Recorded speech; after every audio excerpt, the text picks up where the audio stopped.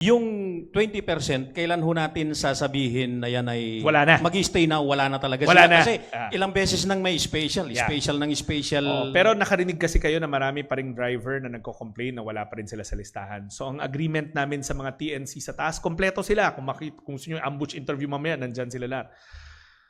We will do one more round on the new mechanism that we created with them on how to determine the drivers. We'll do another round, but after that, that's it.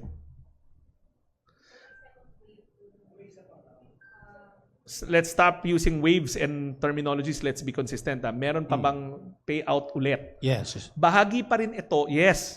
Bahagi pa rin to ng nung unang pamamahagi. Para masigurado lang natin na baka naman yan unclaimed na yan merong may sakit. 'Di ba? Hindi lang nakapunta. Or baka nga for some reason in code wala yung birthday niya, hindi siya nakatanggap kasi hindi naman nag-register. So one more round of it for the MC taxis, the PIMEDES, yung service delivery, at yung TNVS. When I say one round, we haven't determined the dates yet.